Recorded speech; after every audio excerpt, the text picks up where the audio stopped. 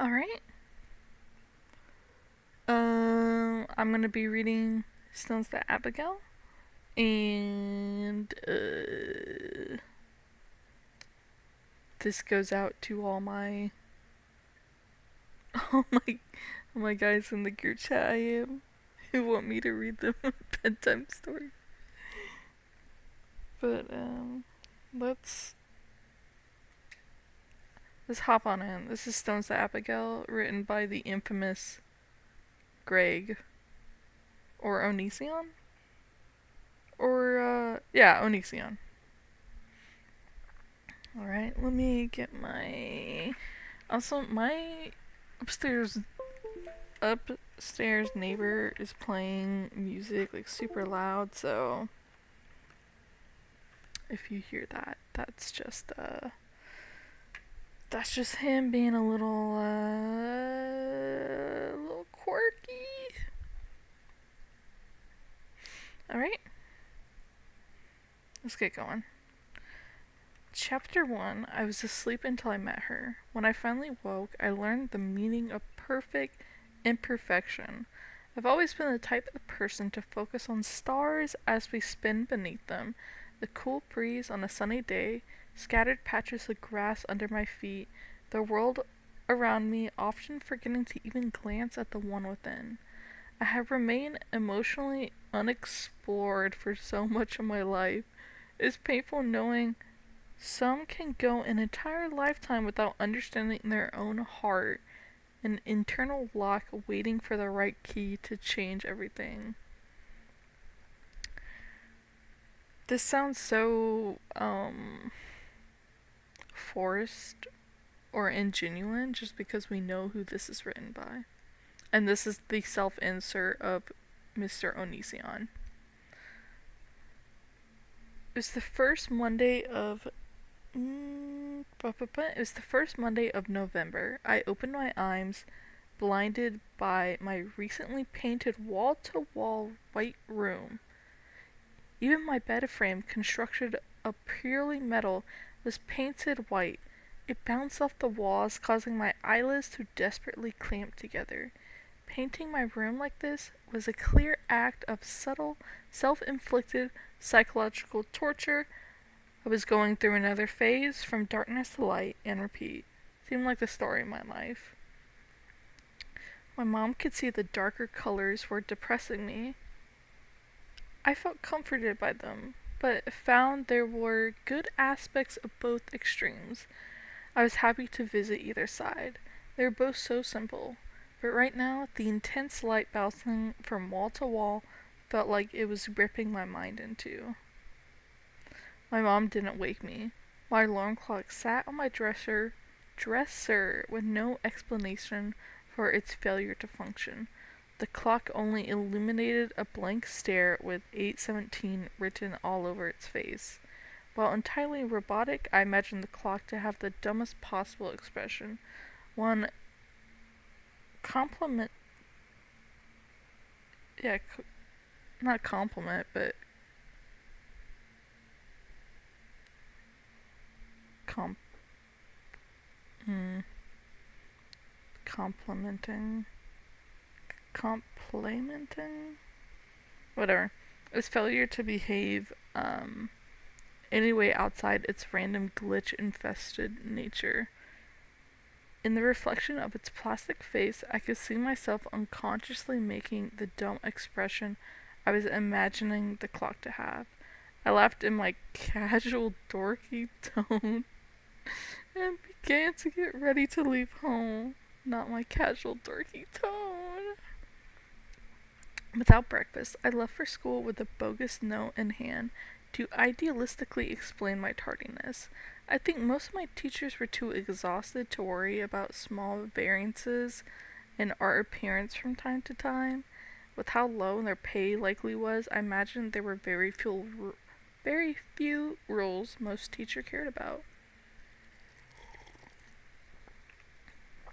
It was another day in Lakewood. The wind hit my eyes, forcing tears to form in the corners as I sped along the sidewalk at a no doubt unreasonable speed. No doubt. That didn't need to be there. You could have just said at unreasonable speed and we would have gotten that. I passed Lauren and Raymond? Raymond?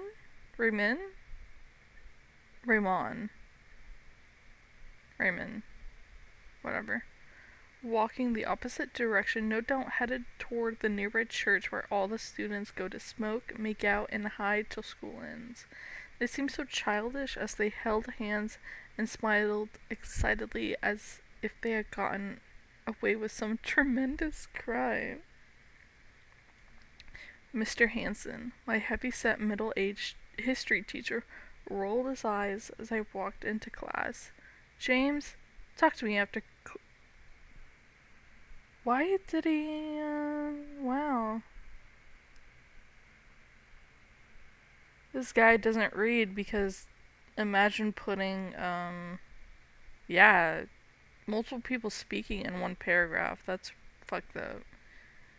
He said, quickly. Anyway, James talked to me after class. He said quickly, looking away from me as if I were an undervalued employee who was barely important enough to make eye contact with, let alone deliver a full sentence to. Oh, oh wow. Looking away from me. Should be a comma there to kind of just let the reader breathe for a moment. Which, I mean, there were two up here, but like, ugh.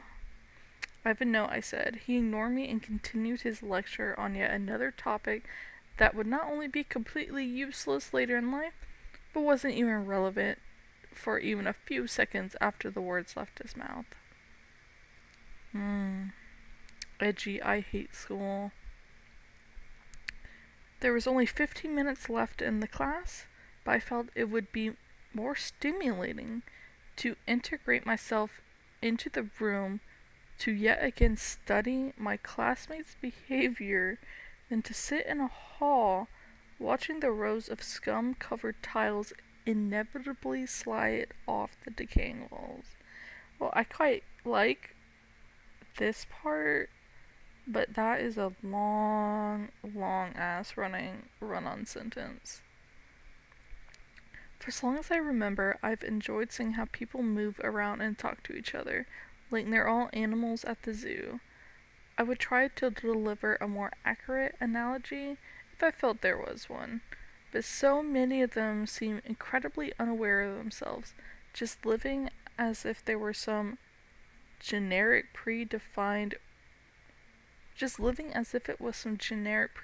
routine. Sometimes I felt like an alien who had a VIP pass to submerge myself in primitive human culture just for entertainment. I sense everything I can take in around me. The seemingly limitless audible tones, tremors in the voices of growing children rang in my ears.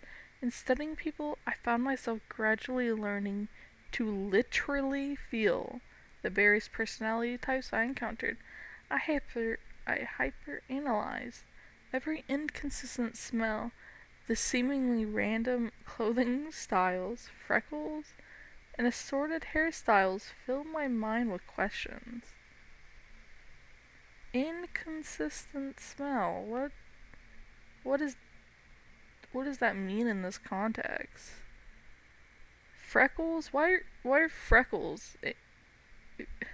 Why are freckles in there? Trying to rationalize and understand what sequence of events led them to decide who they would become. Why is this not... Whatever. I was just wondering, why is this, like, not spaced like how these are? I took favor of categorizing most everyone around me. The socially inept know-it-all, the dumb attention-seeking drama kid, the bleached blonde bimbo who gets overly defensive at the slight hint of criticism. So, cliches, yes. Then there were the kids who just hoped no one noticed them at all. There was so much to be seen, to be considered, and organized in my mind.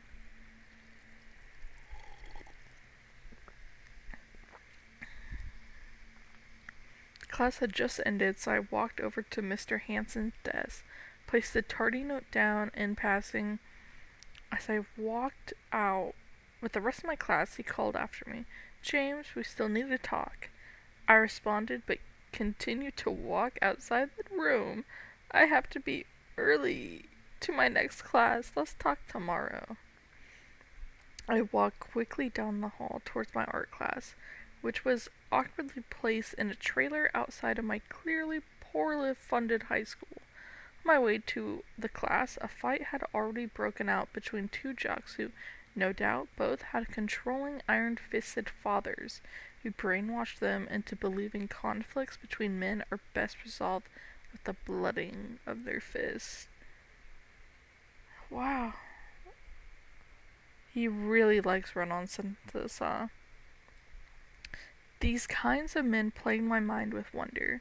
I could not conceive a scenario in which they could justify their primitive and pointless mentalities, yet they would always continue to perpetuate their self-destructive attitudes as if it offered the slightest legitimate benefit.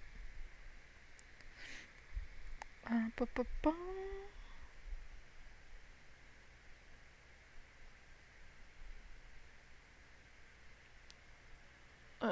Give me a quick.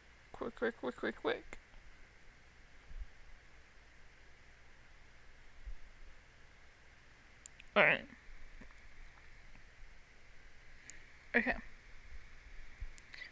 Was everybody nearby crowded around the fight? None of them likely cared who was winning, what it was about, or how far it went.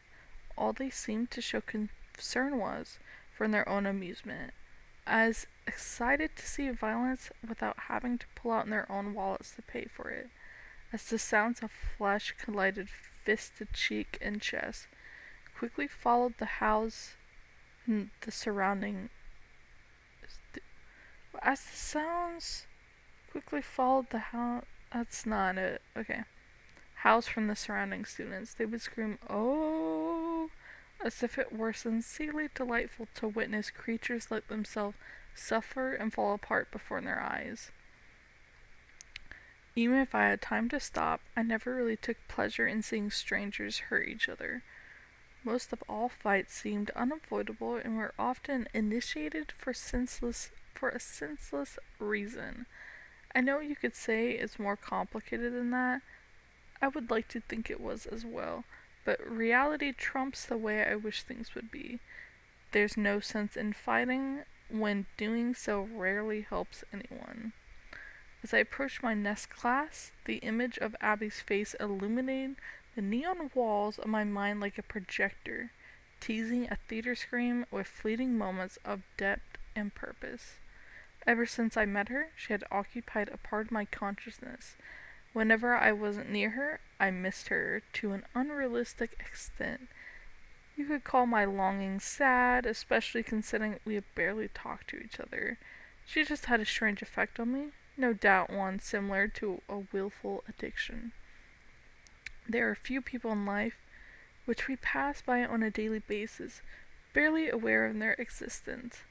But on an exceptionally rare occasion, you can find a person who fills an area inside your little world you didn't even realize needed filling. As I walked up the creaking stairs into my art class trailer, I could see Abby was sitting at her shared desk alone, same makeup, hairstyle, and general appearance I had thought about repeatedly over the last couple days.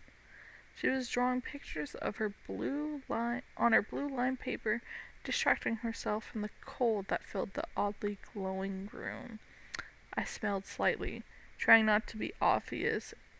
I smiled slightly, trying not to be too obvious, and sat down on my chilled metal seat, positioned a few seats to the left of her. Glancing over, I could see she hadn't moved at all. I felt like she didn't even notice me coming in. I wanted to inspire some acknowledgement of my existence from Abby, so I opened my mouth to greet her when my finger brushed up against a freshly smeared gum under my desk. "Ew!" I shouted on impulse. She looked up at me with a blank expression. Bursting into the room, uh, um, bursting into the room came a group of boys. Dude, I think John's done for, bro. One of the other boys laughed. Won't see them for a week at least. I looked back at Abby to see she also didn't react from their outburst. Strangely, knowing that her apathy was generalized and impersonal gave me comfort. Her influence on how I felt was obviously dangerous, but I didn't care, as no matter how fond I was of the idea that I was not of this world, I knew my place and had no real interest in pretending otherwise.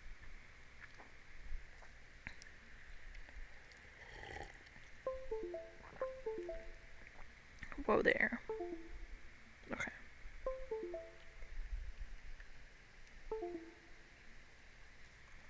Alright.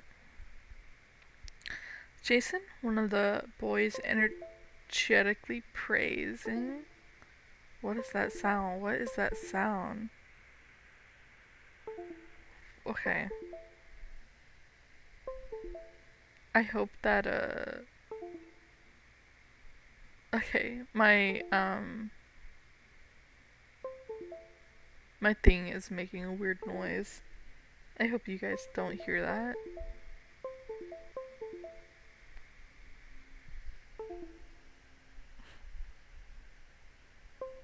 Oh, give me a second. What is that noise? What, what? Oh my god, y'all can hear it. How embarrassing. I really don't know what is that noise. Anyway, you guys shouldn't hear it anymore. My apologies for that. Alright. Jason, one of the boys, energetically praising the fight they had just seen, sat in his seat next to Abby. I smirked, watching his shoulders shift away from him. Her body language sent a loud message that she had the same impression of Jason as I did. He was just another moron, placed on this earth to live his life completely unexamined, a pawn that had no awareness of its own role, let alone that it was just another tiny component within a massively unstoppably twisted game. My lord, what is that sound?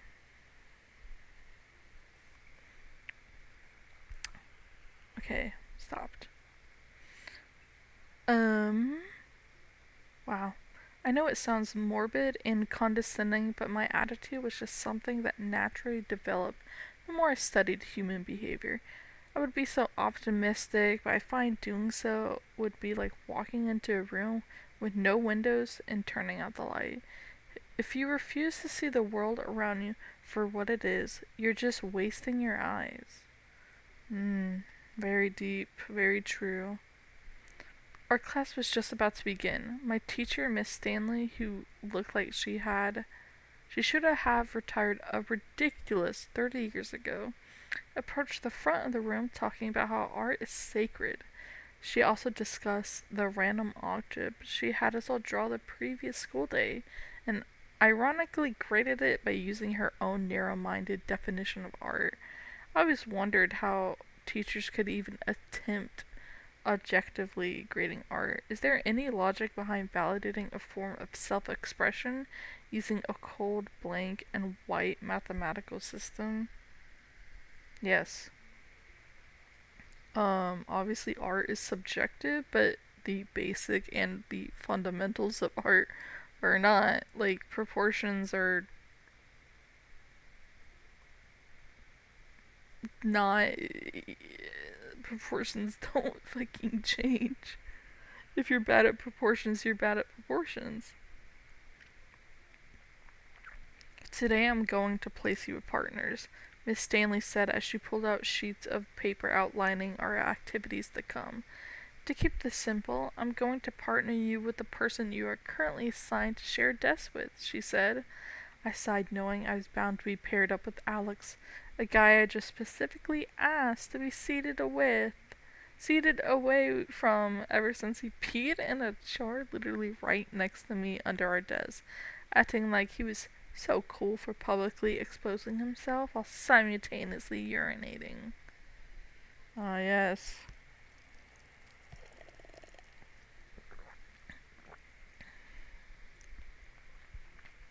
It happened weeks ago, and I still can't figure out what kind of crazy it takes for you to, in the presence of people you barely know, but have to see on a nearly daily basis, pee in a jar held in your hand just beneath your desk in the middle of a classroom. What then? You show it off like you will be praised and accepted as if it were an accomplishment? Alex, despite being borderline mental, was one of my least favorite people to study. I couldn't help but feel there was some deflect in his mind that invalidated the point of conducting a thorough analysis of him. He was completely irrelevant when considering the realities of normal human behavior. As I was off on a tangent in my own mind, I heard a familiar voice ring out, one that inspired the very same emotion you experience when a song you had forgotten you loved randomly plays in the background in your daily life. Can I be paired up with James? Her voice was just as I remembered. Despite her having not spoken in class in some time, she hadn't changed a note. Abby had interrupted the teacher just to partner with me, but I asked myself if it was really just to work with me or just to get away from Jason. The teacher looked irritated, but understanding Abby's discomfort with Jason, responded, Alex, Jason, you'll be partners. James, switch seats with Jason. Thank you, Abby said with a slight smile. With a cocky grin, Jason stood up and in a comedic fashion smelled his armpit. Wow, I didn't know I smelled that bad, Jason said as he walked over to sit next to Alex.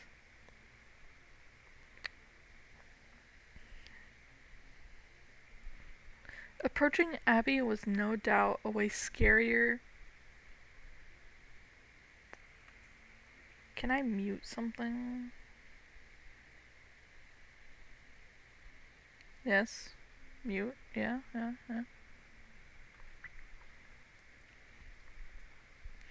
Approaching Abby was no doubt a way scarier act in my mind than it was to everyone around me. I felt like my head was burning from the inside out. Nevertheless, I continued to remind myself that her public outcry to partner with me could have meant nothing. I sat down next to her, and I did all I could not to turn it into a complete dork on her. She reached out and grabbed the project outline that was being passed out. Miss Stanley began reading the description of the assignment. Today you will be taking something meaningful, but expendable from your own homes. Miss Stanley looked up and emphasized, that you own. Then looked back down to her paper. You would tear those items apart here in class. You would then take those items and using the adhesives, staples and the strings available in class, find a way to create something new out of those possessions. She looked up and said in a low voice, sounding somewhat like Dracula, two will become one. What? I would hate having this project. Something meaningful but expendable? If it's meaningful, it's not expendable, duh. Jason raised his hand, objecting. All due respect, Miss Stanley, I'm not breaking something of mine for this class. She replied, putting her hands on her hips. That's fine, Jason. We'll supply you with toilet paper rolls. We have plenty of extras around here. Jason suddenly looked disturbed and sarcastically spouted, freaking great. Isn't that what you wanted? You're not breaking anything. Isn't that a good thing? Miss Stanley asked, are you sure your grade shouldn't suffer that much if you two take Alex's piss jar and tape it to a toilet paper roll? You're already failing this class. What? That's... Okay. That's really unprofessional. Jason couldn't believe what she had just said, and Alex maintained an awkward, frozen facial expression, with his mouth slightly open in his normal, weirdo, somewhat robotic fashion. What does that mean? Oh my god. Abby whispered under her breath with a slight smirk. I grinned uncontrollably. Just seeing her amused was amazing to me. I could hear a scream in the back of my mind, reminding me my dorkiness and borderline exception was escaping through my face. It's not that I couldn't help being in awe of Abby, and basically every little thing she did. I simply didn't want to change how I feel. Excuse me? In a way, she was like your favorite song or book. You could pretend not to like it, and in time, with the right mental coaching, maybe you would sincerely dislike it. But life just felt so much better embracing your condition entirely, letting all your nerdy admiration flow freely.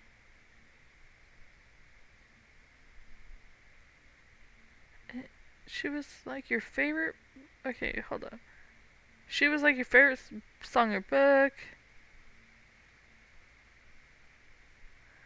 Okay, so just like your favorite book, you could dislike it, you can condition yourself to dislike it, but life just felt so much better embracing.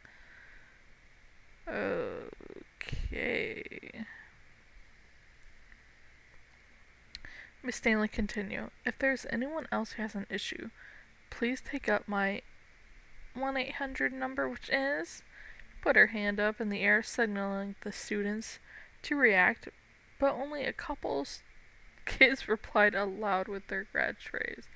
1-800-BOO-HOO, they mumbled. She continued.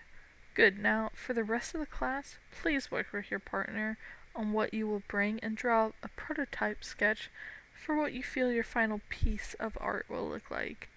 Miss Stanley walked into the back of her room and sat down on her 1950s looking rust-infested desk.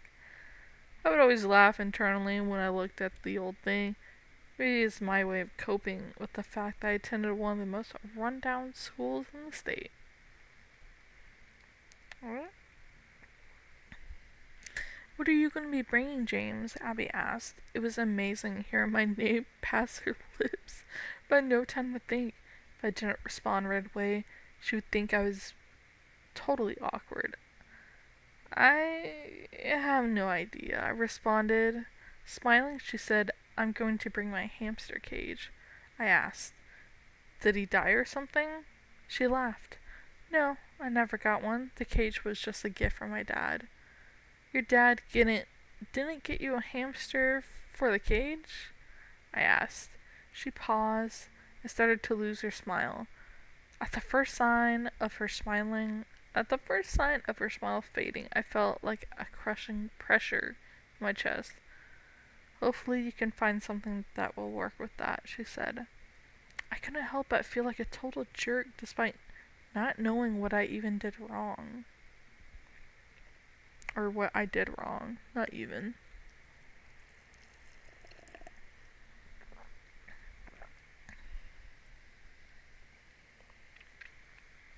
Alright. I had the overwhelming urge to fix how she felt, so I took a gamble. But, well, I could always bring that weird vibrating thing my mom hides in her drawers, all wrapped up in a cloth, I said. She busted out laughing hysterically as a huge grin filled my face. I was so happy I could get her to smile again. Ew, James. She continued to laugh as the extent of my grin began to stress my cheeks. I couldn't remember a time when I was this obvious about how I felt. Abby's laughing trailed off and she paused. Turning to me, she said, You don't actually... Your mom's? I responded, no, I wouldn't know about that, but I'm glad it made you laugh. She responded, returning to a soft laugh. You're more goofy than I thought, James. I sat next to her, looking at my fingers interlaced in front of me. My wide smile relaxed, but I could still feel my cheeks. I still filled, but still filled my cheeks with warmth. As class came to a close, as, as, as class came to a close, Abby patted me on my arm. I turned and she handed me a note. Instinctively, I put it in my pocket and said, "See ya tomorrow." She smiled and walked away. Ba-ba-ba. On my way to my next class, I opened the note. I didn't understand why, but I read, "Nice one." Not knowing what to make of it, and with little time, I stuffed it back into my pocket to look over later. Not feeling like scanning home, I got on the bus to see all the normal rejects and misfits waiting. Davis, a short, scrawny kid who had been my best friend since middle school, despite being one grade behind me, excitedly waved me over.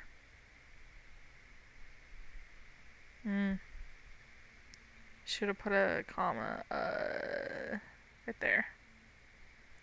Oh, my bad. Right there. Should have put a comma right there. James, nice to see you.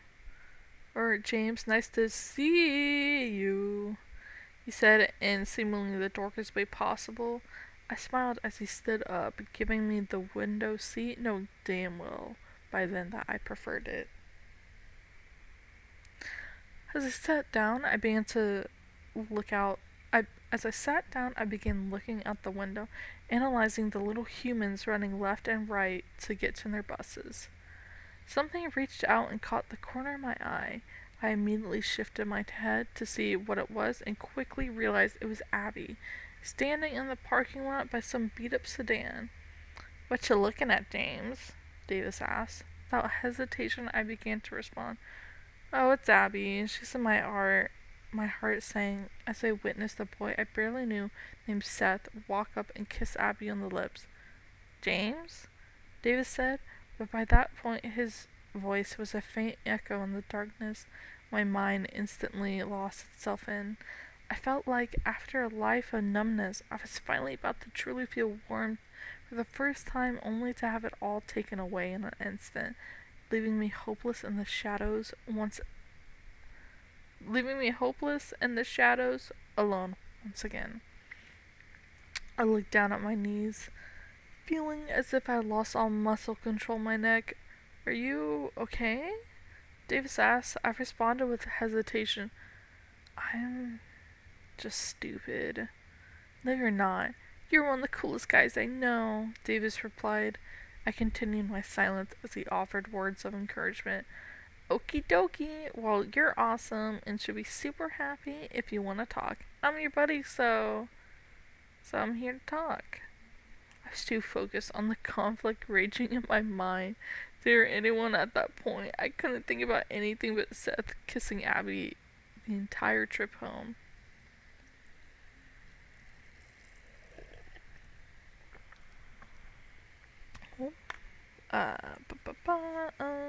Yes.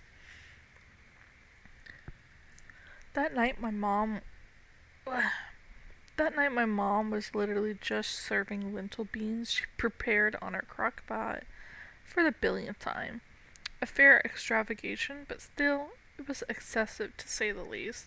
My sister was behaving as she usually did at the dinner table, talking about how stupid she thought school was, and how she couldn't wait for college. "How was work, Mom?" I asked, trying to keep my mind off the haunting images looping in my mind. "Well, no one at work respects me or listens to me, and I generally can't stand it, but, still have food on the table," she said in a stern voice. Oh, I read that wrong. My sister barked as food flew out her mouth. "Well, at least it's not high school. I'm learning how to be a successful person from a bunch of low-income losers." My mom replied, "Whatever your teachers are, they have full-time jobs, which is more than a lot of people I can say." My mom gave my sister a disappointed look. Lisa Lisa was well known for showing little respect for hardworking people. For showing little respect. To her, it didn't matter how much you gave back to society, it only mattered how much money you made. After the rerun of lentil soup, I washed the dishes per my mom's orders and headed to the shower. Oh no, no, no, no! I sat on the floor of the tub thinking about Abby, barely feeling the water as it hit my chest. I was so consumed with what I had seen that I completely forgot the note until that moment. I quickly reached over to my pants, resting on the toilet. Toilet? I had hoped I read it wrong the first time, that it would make some sense with the second look, only to see it read exactly what I gathered in my initial passing glance. Nice one, I mumbled to myself. I joked with the idea in my head that she handed me the wrong note, but I still assumed it wasn't a failed attempt to say, nice one, which would be taken as a compliment if you were desperate enough. Seconds into looking at the note, my eyes widened, having figured out what it meant. I jumped up, slipping to my feet, and screamed, "Yeah!" I had cracked it, only to immediately after feel completely stupid for not having figured it out sooner. Oh god. I should have smoked for this, for real. My mom screamed through the door from her bedroom. "What?" I responded, "Sorry, nothing." I hurried to finish showering. Stared at my phone, wearing only a towel. I smiled as I typed in "nice one" or 647-3663 into the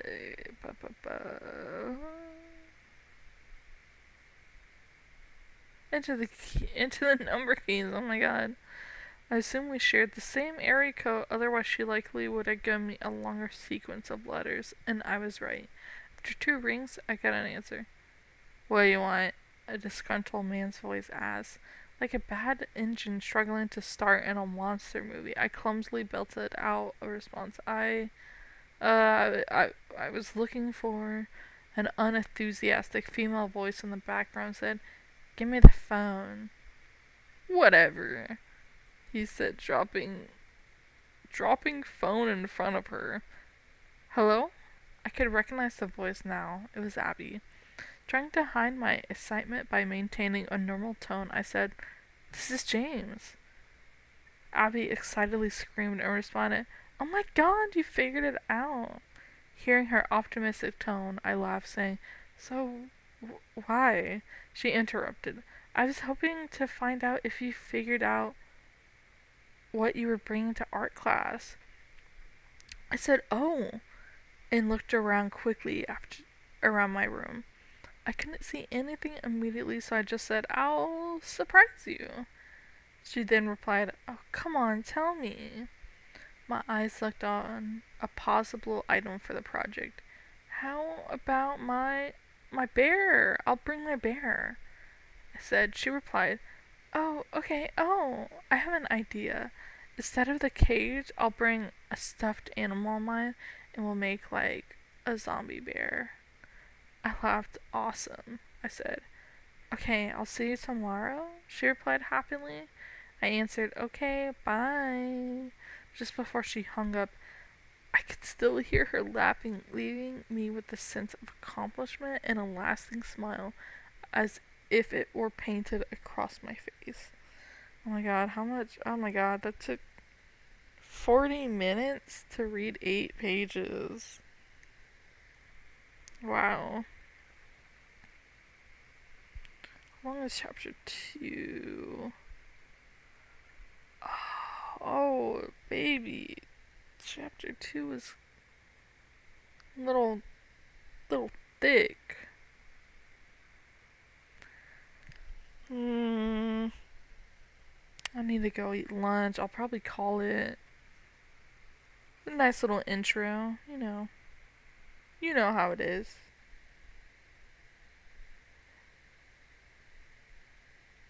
Oh my god. Oh my god, I didn't even realize I have chats. Of course, this virtual... can I...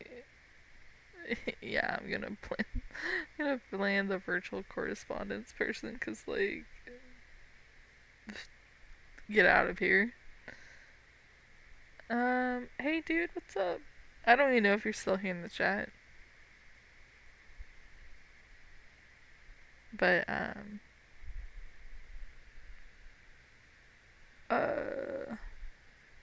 thank you for stopping by and for chatting for a little bit. That was actually really cool. Anyway, I'm gonna call it for this, this stream, just because I would probably be here for another 40 minutes to, to read the second chapter. The first chapter was wow. That was something. Not anything good, but something. Anyway, ba ba ba ba ba.